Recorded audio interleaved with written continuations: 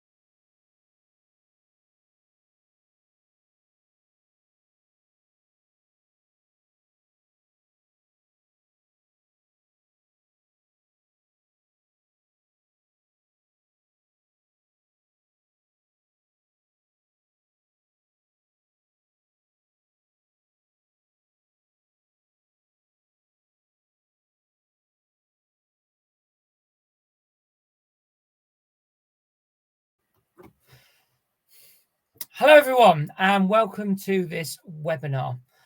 We'll leave another 20 or 30 seconds, just a few more moments for a few more to join, and then we will start.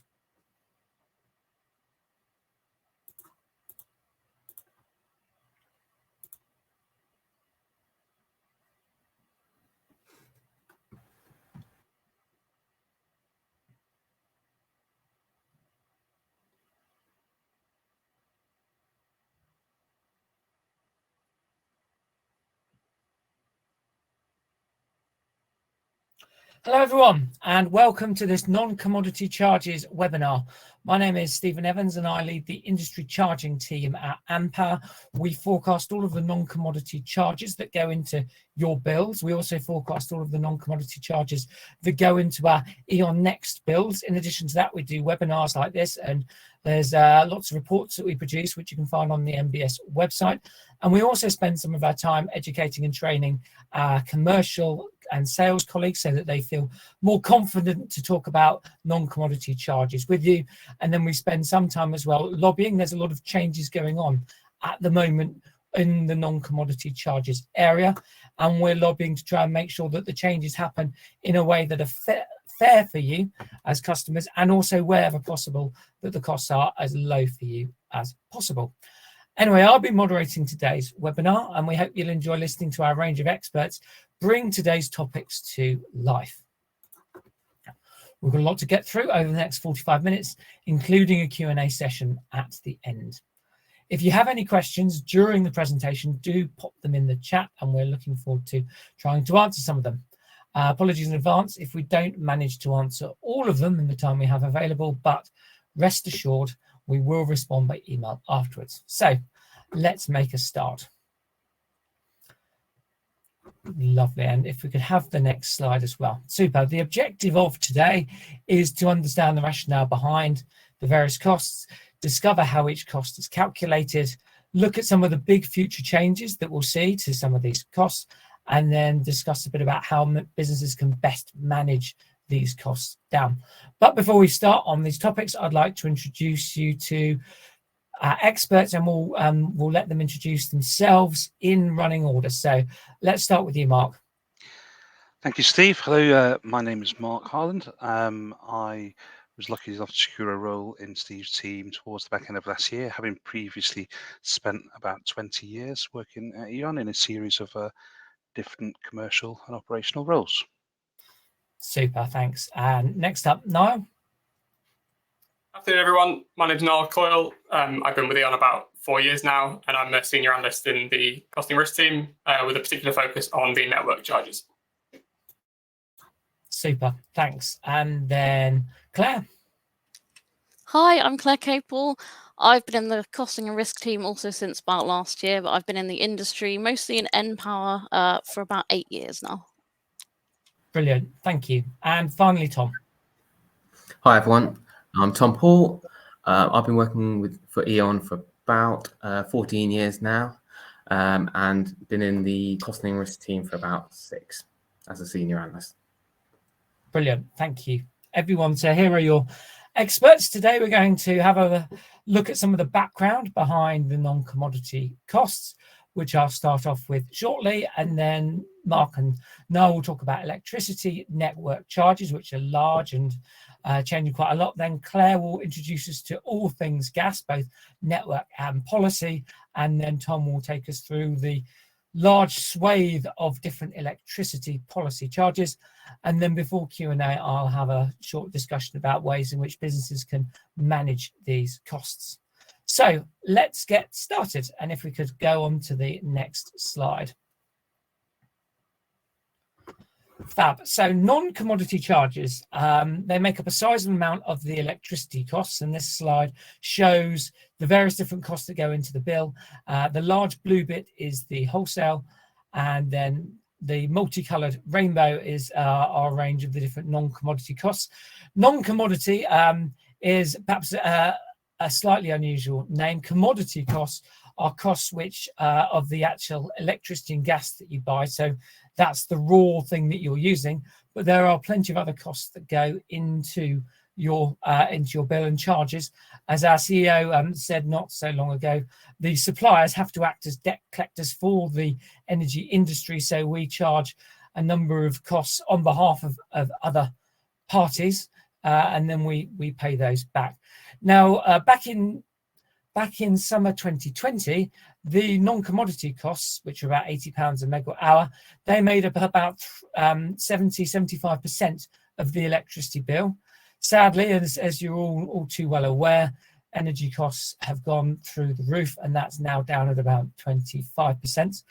Perhaps the main difference between them is that we have hope that at some point in the middle future, wholesale costs will come down as we get better supplies of gas and electricity and also growth of renewables. However, I'm afraid non-commodity costs are set to rise for some time. And if you pop onto the next slide, then this will show, sadly, they have been growing in the past and they're going to grow in the future. And you can see that each of the different costs has itself grown. The only one that hasn't grown, if you see the pink slice in 2019, second from the top, that's CFD, and that has come off a bit because of wholesale prices being high, although longer term that will probably rise again. Fab. And then if you pop on to the next slide, the similar situation for gas. Okay, the gas share is a little bit smaller at the moment, although I think we'll be discussing a little later on in this webinar about how some costs could be moving from electricity to gas. They make up about £17 a megawatt hour at the moment, and again, unfortunately, this is going to grow. And as a percentage of your bill, it's probably about as low now as it will ever be. So if we pop on to the next slide, I'll just talk briefly through the various different families of non-commodity costs before we dive into the first category of them. So on the left-hand side, we've got some network costs. And network costs are the cost of getting electricity and gas from the gas field or the power station through to your business. So these, literally, we're talking about physical wires and physical pipes and transformers and compressor pumps and that sort of thing that get the energy from A to B. And then on the right-hand side, we've got some policy costs. These are almost entirely environmental. They started back in 2002, and they've been the source of the growth in renewable technologies such as wind farms and solar panels, and most recently that lilac colour, the Green Gas Levy, but some biomethane as well. So those are the policy costs which are demanded by government. And then we've got a couple of other ones which will sort of loosely group into the other categories, but they're really keeping the electricity transmission and electricity system balanced, because unlike gas, you can't store electricity. So we've got some balancing services use of system, which is about making sure that every minute of every day in every part of the country, you've got enough electricity, you've got exactly the right amount of electricity, and the capacity market to make sure that you've got enough generation being produced. And we'll learn a bit more about them in the future, but in the rest of this presentation. But for now, there are three main categories of non-commodity charges. We've got network costs, which is getting the energy to your business. We've got some policy costs driving the green agenda. And then we've got some system costs, which are managing the electricity market. Fab. If we could move on to the next slide, I'd like to hand over to Mark now to introduce us to electricity network charges. Over to you, Mark. Thank you very much, Steve. Hello again, everybody. So I'm going to briefly speak to you about electricity network charges, and quite simply, the network charges in general are there to cover the cost of maintaining and upgrading the infrastructure that's necessary to transport electricity from the power station all the way to customers and businesses. And this is achieved using two separate networks. Firstly, we have the transmission network, which is like the electricity motorway, if you like, used to transport large volumes of power over long distances up and down the country. And secondly, we have the distribution network, which is like a more localized A and B roads to distribute electricity directly to meters within customers' homes and businesses.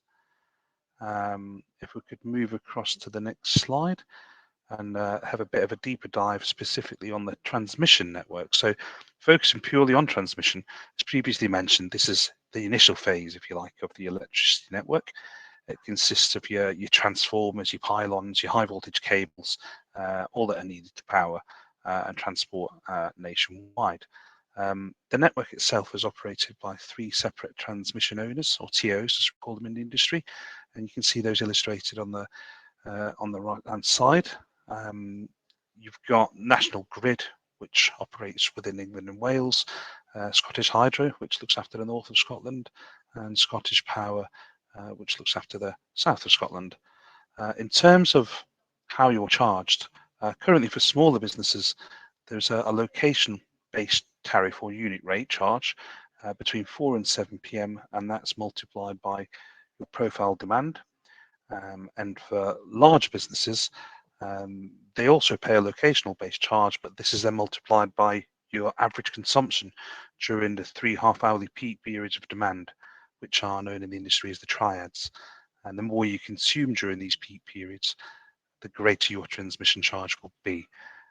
There is quite a lot of variance, and it does in terms of how people are charged in terms of the actual figure, with there being several different charging zones, and it's all linked to your consumption behaviour. But at average, about £12 per megawatt hour is the representative amount on average. If we could go to the next slide and just talk about the future of transmission charges. So there are big changes afoot. As outlined on the previous slide, the electricity charges for transmission are currently recovered through what is effectively a time of use tariff, with obviously greater costs during the periods of peak demands. But as a result, what's been happening is that mainly larger consumers have managed to develop strategies to minimise or even avoid transmission costs entirely through a series of different measures, such as maybe your on-site generation or demand-side response storage. If they can reduce their consumption during the predicted times of when these triads due to fall, then they can avoid them, or if not reduce them. And Ofgem have believed that this benefits these users disproportionately, leaving other users that don't have the same capability to pay increased charges. And ultimately, this has led to Ofgem leading the Targeted Charging Review, or the TCR, which seeks to reform network charges to reduce these harmful distortions and ensure that all charges are fair and proportionate, with the aim to make network charges unavoidable. So from April 2023, so from next year. This current model covered on the previous slide, which is entirely based on peak consumption, will make up only a fraction of the overall cost, about 10% as the figure quoted on the slide, with about 90%, so the vast majority being recovered through fixed daily charges that are illustrated on this particular table you can see here. Low voltage non-half hourly settled customers bands are determined by their annual consumption, with half hourly settled customers bands determined by their agreed supply capacity, or their ASC. The higher the band, then the higher the daily charge. And like I say, for context, you can see on the far right column of that table the charges for each of these different bands, which are at pence per day. So yes, so it'll basically is moving from a charge that's built into your unit rate to one that's going to be charged on a daily basis to all customers. That covers off the transmission network, and I'll now hand over to Niall, who's going to elaborate on the other electricity network and balancing costs. Thanks, Mark. Sorry, excuse me. So yes, once power has been transported through the transmission network, so through that motorway system, as Mark's calling it, it's then transferred onto the distribution network. So these are the local networks at lower voltages, which we consider sort of like A and B roads that take the energy on the sort of last miles to the customers' homes and businesses. So distribution in the UK is operated by 6 distribution network operators, and they operate 14 different geographical zones between them. And the charge that recovers the cost of operating and maintaining these networks is the distribution use of system charge. So this is a charge that is very large. Historically, has been one of the largest of the non-commodity charges, and the charge is there to recover. Sorry, excuse me. The charge is there to recover the cost of operating those networks, and historically, it's been done on a time of use basis. So currently, there are red, amber, and green consumption charging periods, with obviously the reds being more expensive. And then there's a smaller element which goes into fixed charges and capacity charges. So that is how things operate as they currently stand. However, things are set to change. If you can go to the next slide, please. So as with transmission charges, the distribution charges have gone through the same sorts of reform. So as part of the targeted charging review, Ofgem decided that the residual part of the network charge should be fixed and therefore not avoidable. However, for GWOS, this came in a year earlier. So from April 2022, what you'll see on your bills are slightly lower red, amber, green charges, so lower consumption charges, but you'll see your fixed charges increase. So for some users, depending on which band they're allocated to, some may see a reduction in cost, but some may see an increase. The cost that goes into these fixed charges does vary quite considerably between the different geographical regions and depending on which band and voltage level you sit in. So it's one that I recommend to explore with an account manager or get in touch with someone if to understand more about your specific charges. Go to the next slide, please.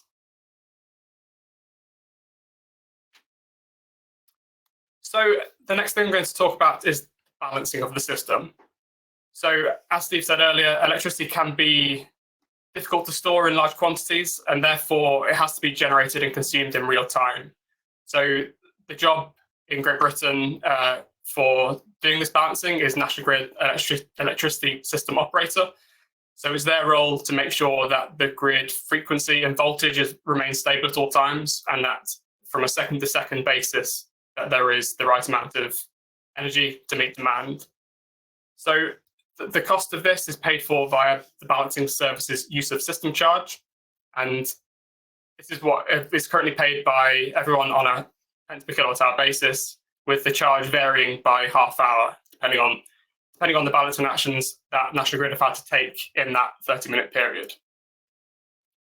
So you can see on the table on the right-hand side that these have been increasing quite sharply over the last couple of years. So we saw an impact from COVID in 2020 of lower demand. But then through 2021 and 2022, the higher electricity and gas prices have really led to a large increase in cost of the balancing actions that National Grid have to make. So, as you can see there, the average charge to date this year has been £7. It has been slightly lower in the last couple of months, but we expect that as we come into the autumn and winter this year, that those prices could get significantly as high as we saw last winter.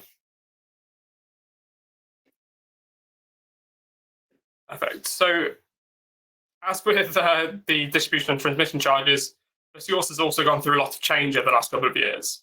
So, Ofgem asked National Grid to undertake a series of task forces over 2020 and 2021 to explore some reforms that could be made to the charges. So, the first of the reforms that came out of those task forces are that from April 2023, BSIOS will no longer be charged to generators. So only demand users will pay BSIOS from April 2023 onwards. Now, this should be seen with a corresponding reduction to the wholesale price, as the generators will no longer factor it into their cost stack. But the BSIOS charge that you see on your bill will increase by around 60%. There is a separate part of this change that is scheduled to come in for April 2023 as well, although it hasn't yet been approved by Ofgem, so it's still to be decided.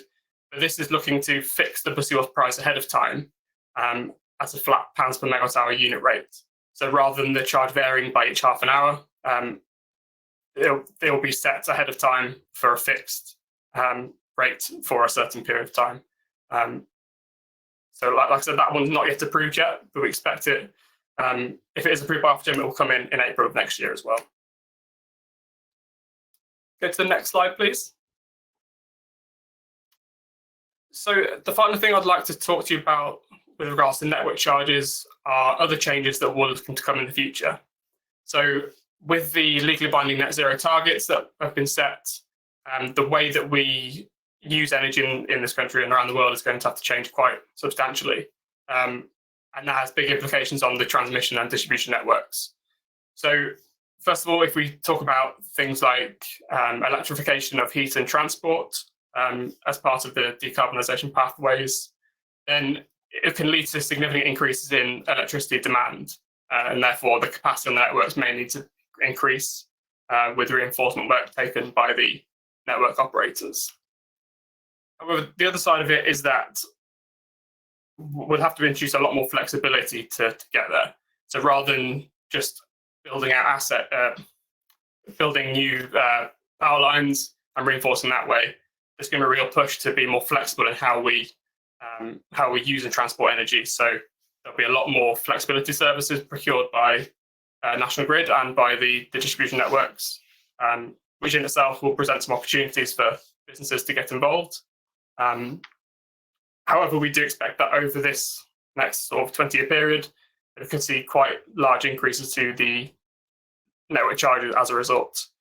And we've said that they could double over the next years. That's a bit speculative, but it's a real possibility that will happen over the next 20 or so years as we get towards net zero. And now I think I'm handing you off on to Claire to talk about gas. Hi, thanks, Niall. So gas network costs. So it's very similar to electricity in that there are the transmission and the distribution parts of the system. So transmission being large pipes that carry large quantities of gas over long distances across the country. This is then passed to the distribution network, which takes it from there to the homes and businesses. So usually these charges are bundled together as gas transportation charges within your bills. Your contract type will determine whether this is a fixed charge or not. So if we move on to the next slide, a bit more on transmission. So this system takes the gas from entry points on the system, such as offshore gas fields or LNG deliveries by the ships to the ports and down through the country. It's paid for via the National Transmission System Charge, or NTS, which applies to all consumers, both domestic and business customers. It's typically around 10 pence per megawatt hour, and again is included within your gas transportation charge. Now the distribution network on the next slide, please. So as I said before, this takes it from the transmission network to the consumer.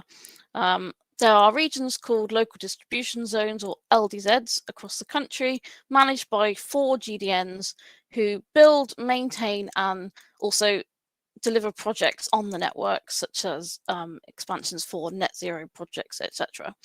So it's usually managed with charged by a pence per kilowatt hour unit rate and a peak capacity rate, which is like a standing charge if compared to like domestic bills. So on fixed contracts, this will be built into your charges. It can vary very significantly between the region and your energy usage. Businesses are put into consumption bands, a bit like with the power, to set their capacity rates. It is the largest gas industry cost, at around £11 per megawatt hour. There was quite a large change last year that Ofgem brought in because of all the businesses that, all the suppliers, sorry, that went out of business. So those costs were really brought about from domestic suppliers, and Ofgem didn't believe that that should be also applied to businesses. So those charges are not actually being applied to your bills this year through your business, and they're all falling back on domestic customers. So in future, if suppliers fail, the cost that's incurred from the business customers will go back and be charged via other business customers, and again with the domestic that's been separated. So for the next slide. So policy costs, there's not many for gas at the moment. So the Green Gas Levy was brought in November 21. The goal was to increase the percentage of the green gas in the grid by investment in biomethane plants. This cost applies to every meter, both domestic and business. It would have first showed up on your invoices in April 2022, and the costs in the region of about 50 pence per day. There's some figures on the slide there of the recent and current rates. New rates are announced on the 31st of December, so about 3 months before they actually apply to your charges. So the next slide, please. So the Climate Change Levy, or CCL, this was introduced further back in 2001 with the aim of getting businesses to use less energy, so it only applies to businesses. It's for both gas and electricity. But in the 2021, legislation was brought in to kind of align the cost per unit between electricity and gas. So it's doing that gradually up until 2025. So there's been a decrease in the rate for the electricity to a steady sort of £7.75 per megawatt hour, and gas has been increasing over several years. So there's some recent prices again given on the slide. As of now, the rate for gas is £5.68 per megawatt hour. So I'm now going to pass on to Tom to talk about some more electricity policy costs. Thanks, Claire. Yes, so as Claire mentioned, there's not many gas policy costs, but the majority of them are on your electricity bills. And this is because there's been several schemes been brought in over the past couple of decades from successive governments to aid that transition from fossil fuels to renewable energy. And this is going to continue for several years to come, especially now they've introduced a net zero goal for 2050. As I said, most of these are on electricity bills. As Niall also alluded to, there is the goal to get to net zero. We're going to need to move away from using gas for heating and turn into more electrification. So at the moment, all the policy costs are on electricity. So they are possibly looking any new policy cost or maybe put onto gas or spread over both gas and electricity, or even moved into taxation instead. Next slide, please.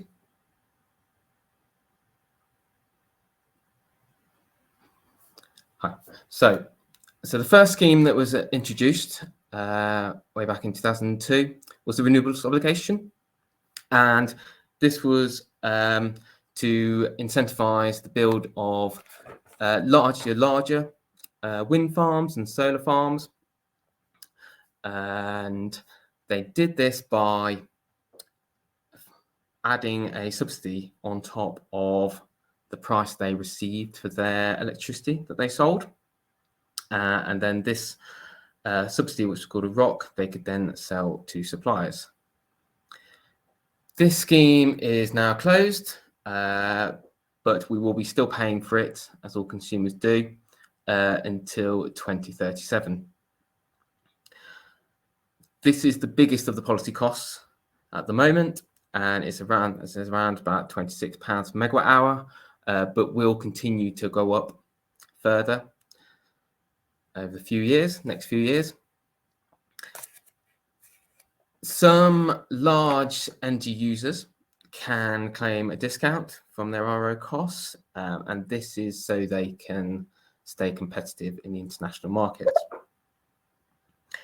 You might well have heard earlier, Claire, about the suppliers that have gone under in the last couple of years, and they also have not been paying their RO bills when they've gone under. And this cost sadly had to be borne by the rest of the suppliers that are still remaining. And this is what's called mutualisation. So this is also being added onto some of the bills. Next slide, please. So the next scheme that was introduced was the feed-in tariff scheme. And this was to incentivize building of smaller renewable generation. So your solar panels on your houses or on your businesses, and your smaller wind farms. And this gave those generators a fixed price for their generation, and also their exporting onto the grid. This scheme is also now closed, but we again will still be paying for this until 2037. Again, all customers pay this charge on electricity invoices, and this is around £7 at the moment, but again will continue to rise steadily. And also, again, so your larger energy users can claim that discount. Same with RO. Next slide, please.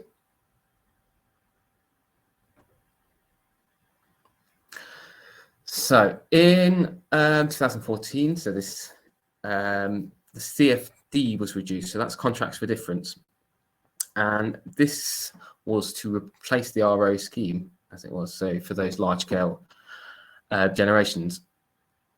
So why was it replaced? Well, as mentioned earlier, the RO scheme, their generators' income relied on what they could sell their electricity for on the wholesale market, as well as their subsidy on top. Whereas the CFD scheme, in effect, guarantees a price for the electricity that they generate, and this is connected to the wholesale price. So when the wholesale price is lower than their guaranteed price, suppliers have to then top up their this to give them their fixed price.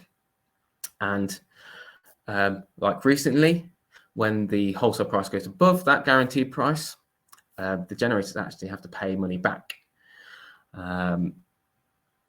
So yeah, recently we've seen prices go high enough that has been happening for the first time. All consumers pay CFD charge.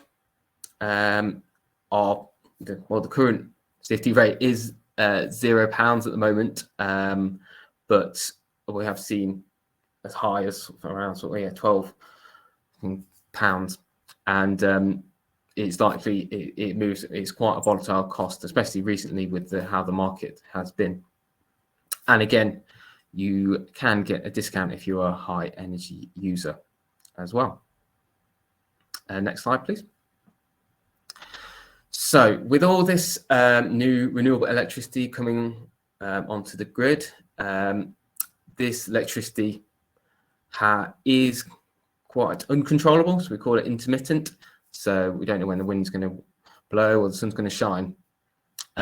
So to make sure we've got enough generation there to power the grid, all the consumers, they brought in what's called the capacity market, or sometimes called the capacity mechanism.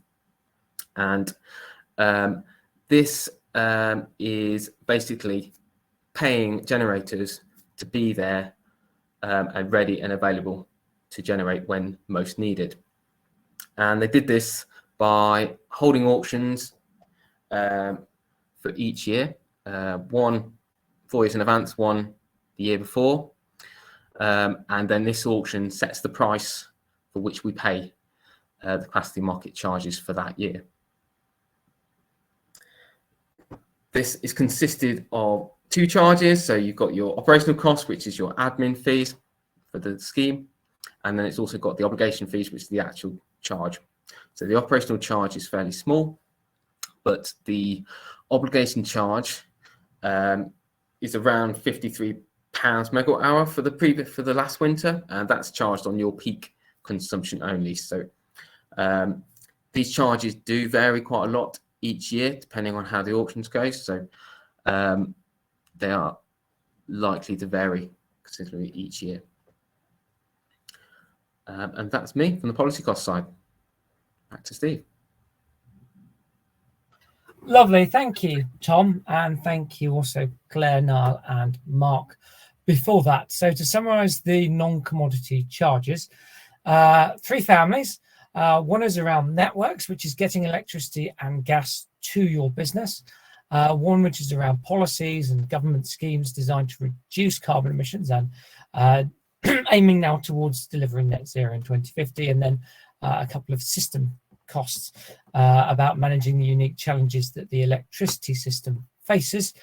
These are around £80 a megawatt hour on your electricity invoice and about £17 a megawatt hour on your gas invoice. We've talked about lots of different changes which we're seeing coming up. Unfortunately, they seem fairly universally to be increasing these costs, and therefore it's important that we help our businesses to think about how best to manage those costs. So if we pop onto the final slide before Q&A, we have given some thought. Okay, so you've got these £80 a megawatt hour of cost. What can you do about them?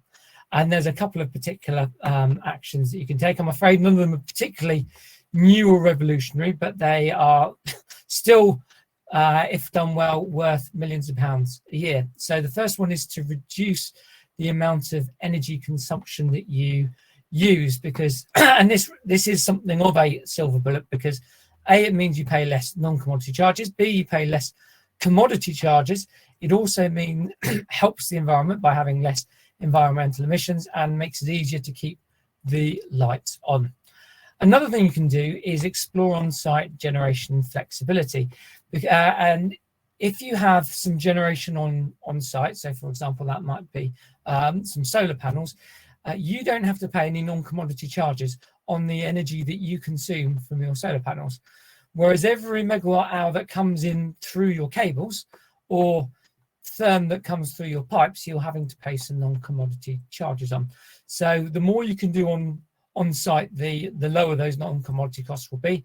And also flexibility is important. As Tom was just saying, capacity market is an extra £53 a megawatt hour at those peak times. So if you can manage the use of energy at your site around those times, or perhaps get some batteries or other storage so that you're not drawing from the network at those times, then you can avoid the capacity market.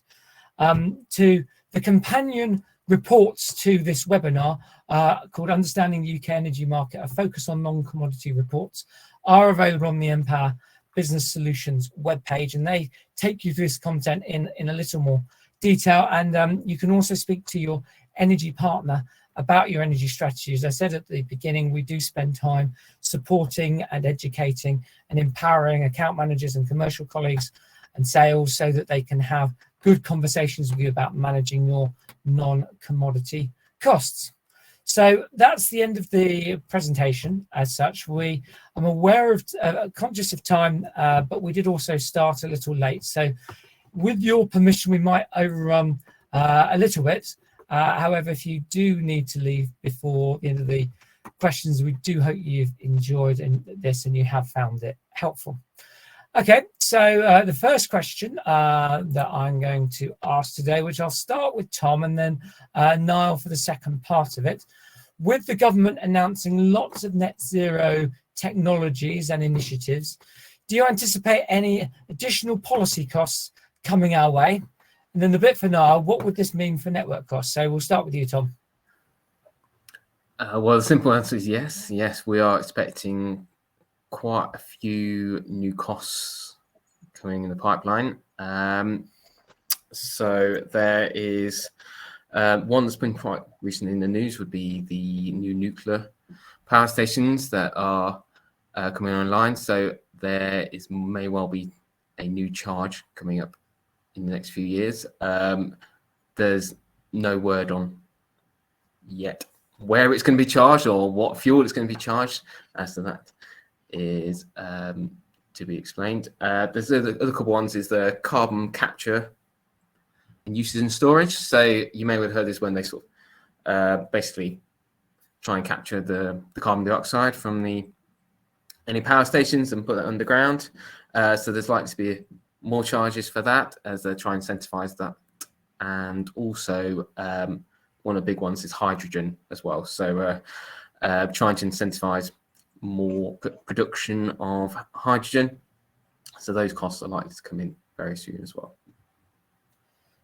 Thank you, Tom. So lots of policy costs, which is bad news for energy bills. Any relief on the network side now? So on the network side, it's really about reinforcing the current network to make sure they can handle the new technologies that Tom's just spoken about, like the new nuclear, obviously more for the electricity side. But then obviously with hydrogen on the gas side, that will likely have an impact on the gas networks if they decide to go down the route of putting hydrogen into the current existing network. So on the networks, like I said, it's more about the reinforcement of the current network, which means building new assets, which will lead to more cost. But again, it's also like I spoke about earlier, it's the flexibility piece. So where possible, that will look to procure flexibility from providers or from businesses or customers to avoid reinforcement where possible, and therefore keep costs to a minimum, which it can also be quite lucrative for a business if you can participate in these balancing or the sorry, I lost the word I had in my head, but yeah, so if you can participate in those markets, it can be quite lucrative for businesses. But yeah, on the network side, that's where we see it having the biggest impact. Lovely, thank you. The next question which has come through, actually we've had this question quite a bit when we've spoken with end customers. I'm going to point it at Mark. I understand that as a result of Ofgem's targeted charging review, my network costs are going to increase, which is obviously bad news. What can I do to reduce them? Okay, so the introduction of TCR, first of all, doesn't necessarily mean that you will pay more. It will all depend on how you've been banded, which could vary. But universally, I suppose, in terms of how you would reduce these costs, then the obvious way is to reduce your capacity or consumption in order to be able to drop a band, or occupy a lower band, which will reduce in order to do so, you're required to reduce your consumption or capacity by at least 50%. So if you're only a couple of kilowatt hours or a couple of kilowatt amperes over, then you'd still need a significant drop in order to occupy one of those lower bands and then lodge an appeal with your respective DNO. I understand the existing bands are based on an average of the last 2 years. So they should be reflective of everybody's business.